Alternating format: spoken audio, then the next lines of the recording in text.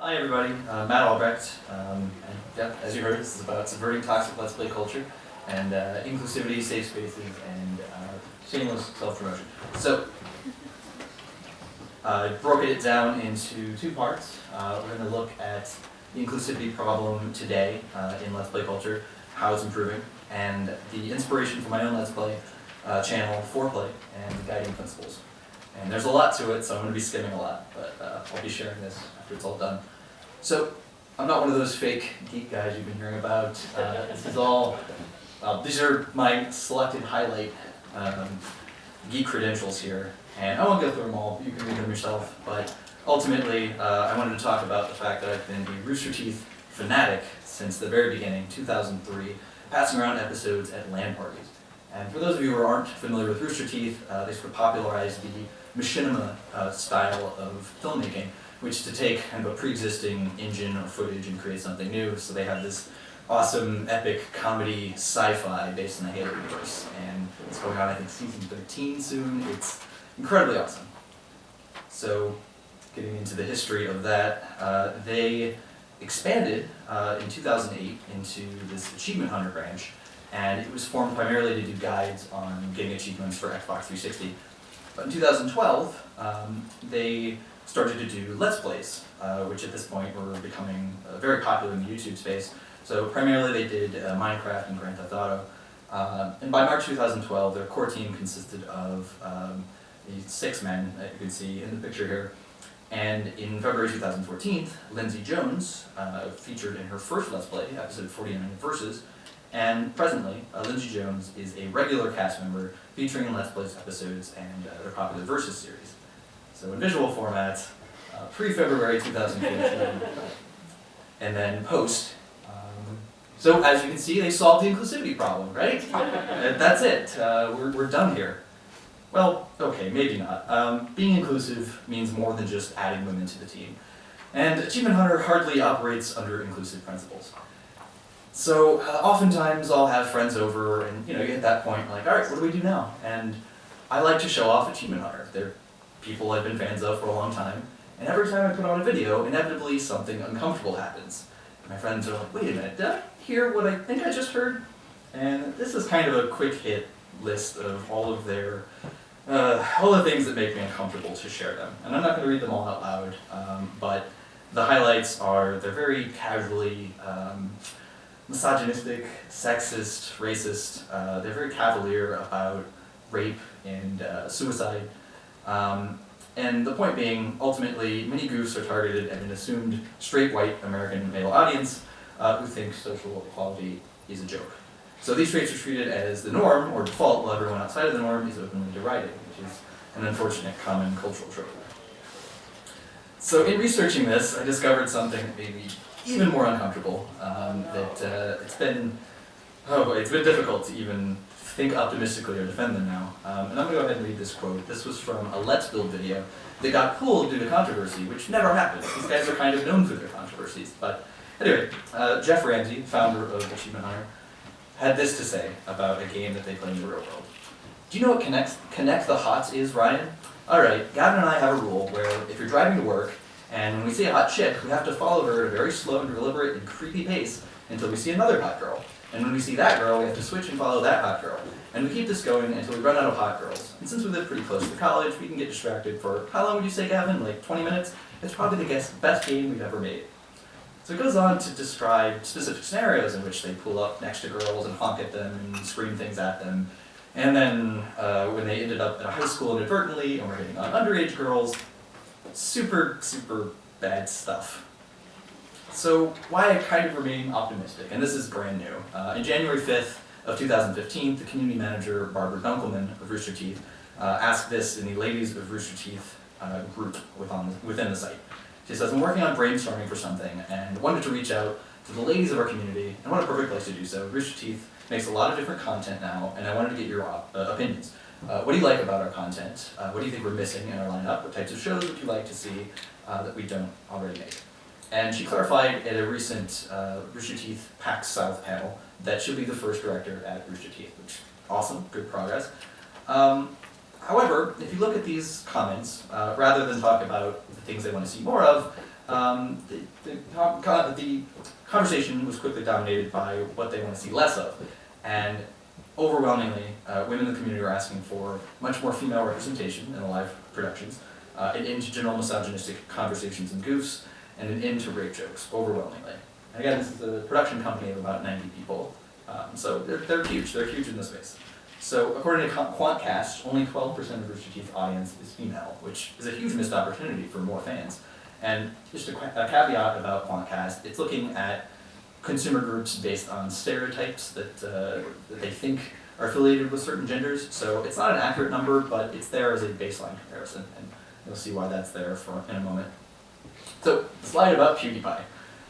Regarding criticism of making rape jokes, PewDiePie apologized and committed to no more rape jokes as of October 2012. The emphasis here is mine. This has been my take on jokes so far as well. They aren't directed toward anyone and aren't meant to hurt anyone either. That's just something I'm not interested in. I listen to my viewers, and if people think I say something bad, I have to take it in and change. I've never seen anyone complain about making rape jokes before, so it's never been an issue until lately it's been blowing up like it's a huge deal. Either way, I just wanted to make clear that I'm no longer making rape jokes. As I mentioned before, I'm not looking to hurt anyone, and I apologize if it ever did. So this is sort of a classic non-apology, but the important thing is he's listening to his fans, and he's taking that in, and he's sort of seeing where the cultural narrative's taking him, and for the better. And arguably, because of this particular incident and just being mindful of fans in general, a lot of his fans come from Tumblr. According to Quantcast, 37% of PewDiePie's audience is female. It's nearly 3 times the amount of that Rooster Teeth female audience. And Maker Studio estimates put PewDiePie's female audience closer to 50%, in fact. So, the fighting game community, kind of a classic hotbed for casual misogyny and cavalier attitudes about rape, it's getting better, in fact. And a lot of that has to do with vocal critics speaking up over the years. And increasingly more, you have all sorts of people not tolerating it anymore, allies and feminists alike. And they're calling out this misogyny. And in fact, Twitch's rules of conduct, they take a firm stance against racism, sexism, homophobia, or other hate speech. And this channel that I frequently watch, the prominent Smash tournament channel called VG Bootcamp, they regularly disable non-subscribers from being able to use the chat, where the racism, sexism, homophobia at all are abound from non-paying members. So this graphic here is part of a much larger survey that looked at women in the Smash community, and as you can see, around 40% of them have experienced some form of sexism, and that lone 1% never witnessed any, I suppose, but yeah, that's no funny stat. Alright, so Geek Remix, they're a Let's Play channel comprised of 2 women. They're doing some great work, including surveying Let's Players about their male-female audience breakdowns with some very thoughtful conclusions. So this is the part I decided to highlight. They found that female Let's Players have twice the female viewers on average. And there's a lot of great data there. I'd suggest looking into it, and they ask channel owners too what they thought about their numbers of female viewers, but yeah, as you can see, there's an interesting correlation here. So this isn't new, talking about being more inclusive. It maybe isn't being talked about as much in Let's Play spaces, but game designers are already doing these amazing things. So this is pulled from the 5th edition of the Dungeons & Dragons Player Handbook, and I'll just read the highlights here, it's lengthy. On choosing your sex. Think about how your character does or does not conform to the broader culture's expectation of sex, gender, and sexual behavior. You don't need to be confined to binary notions of sex and gender. That's amazing. And this is written by James Wyatt, who also wrote the backstory for Magic the Gathering's first ever trans character, which debuted just last month, January 2015. And also, physical game spaces are thinking a lot about inclusivity too. This was from Vice reporting on D&D adopting more inclusive principles. They were talking about 20-sided store, which is in Brooklyn. It's fantastic if you haven't been.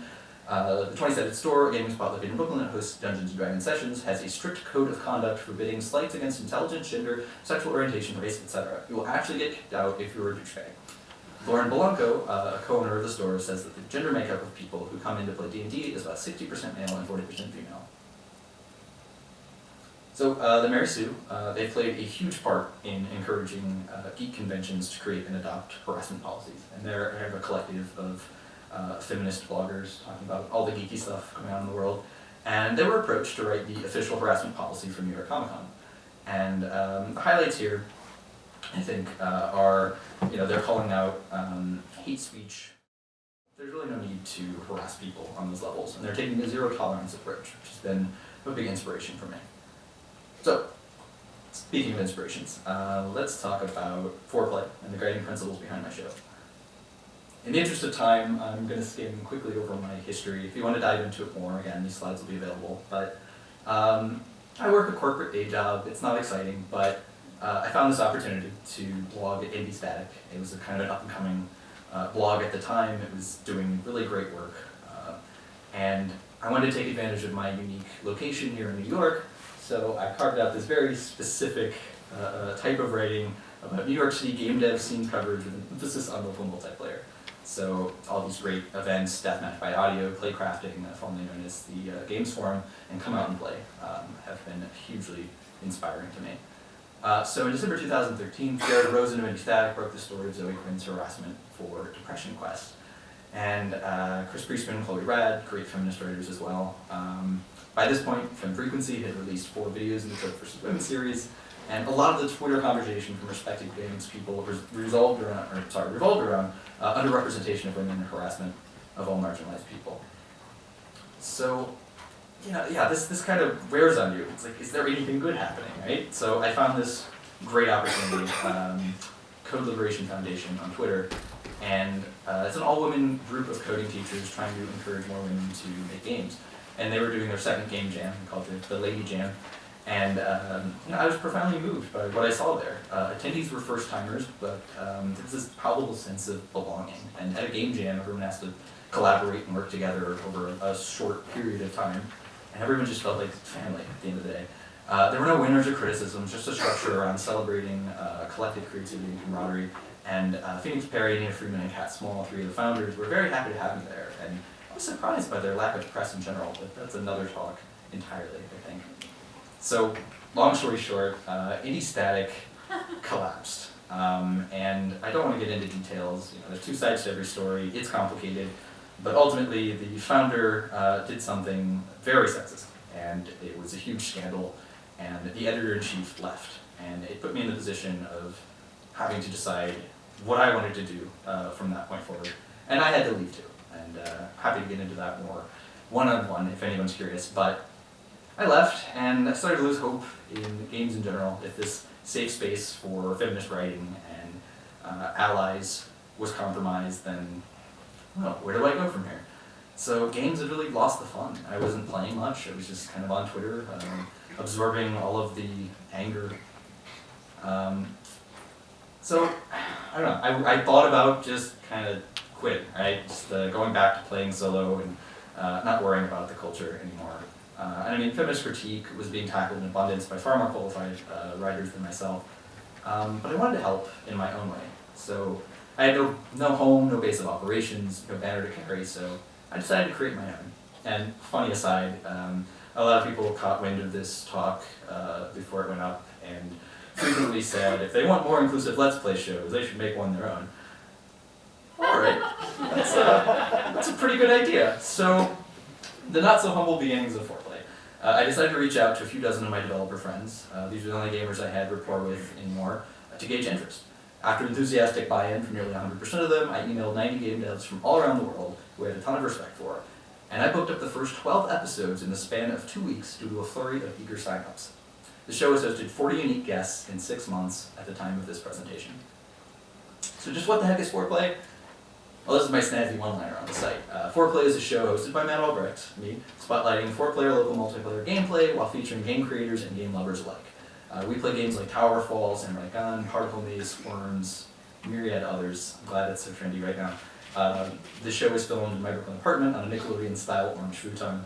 And Fourplay is a show everyone wants to be on and no one wants to watch. But more than anything, Fourplay is a pledge and a template for building better Let's Plays for everyone to enjoy.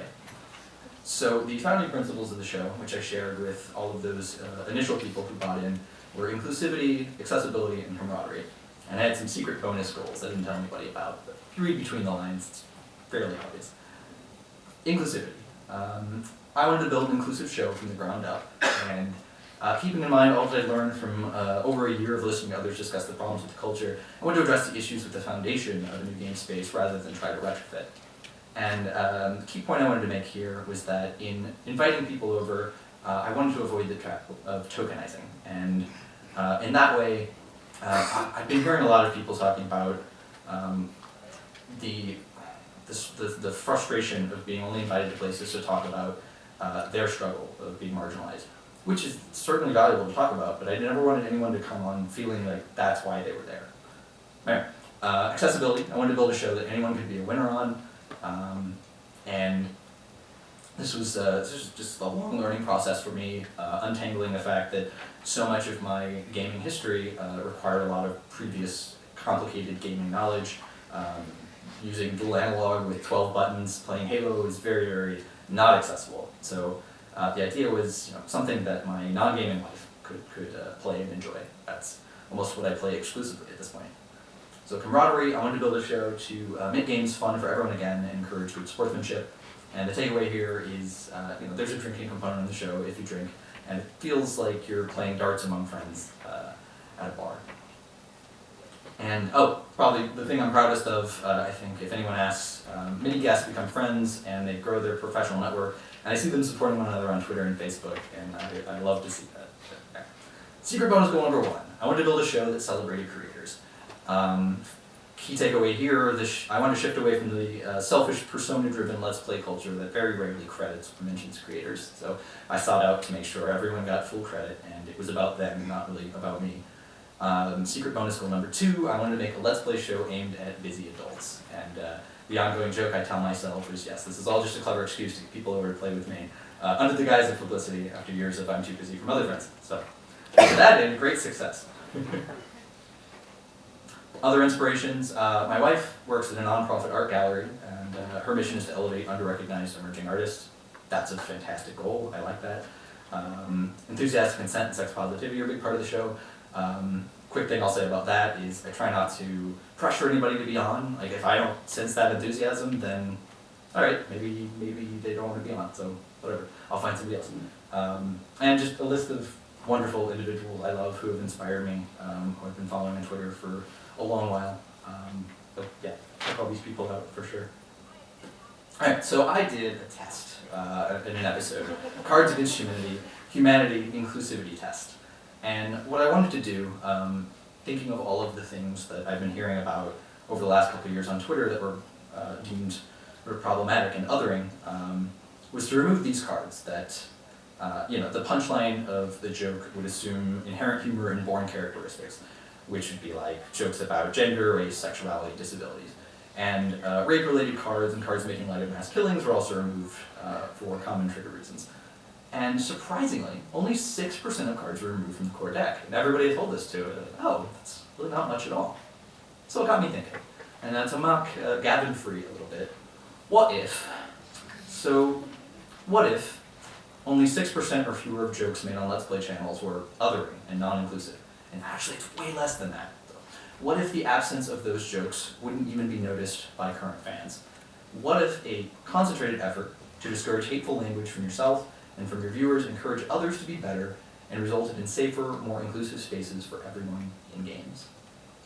Now, closing thoughts. Nobody's perfect. There's no such thing as a perfect feminist. And there's just a lot of good pieces about this, but in general, I'm aware of the things I say that are problematic that I need to work on, and it's important that we listen to others, we try to do better, and we admit those mistakes. And toxicity is really only an inevitable part of the culture if we're complicit or apologists about those individuals. And in researching this, I discovered some great channels that I have a lot of respect for now. Geek Remix, who was earlier mentioned, Backwards Compatible, the RPG Minx, and Stream Friends. And wow, that was good. Oh, I did it! Alright.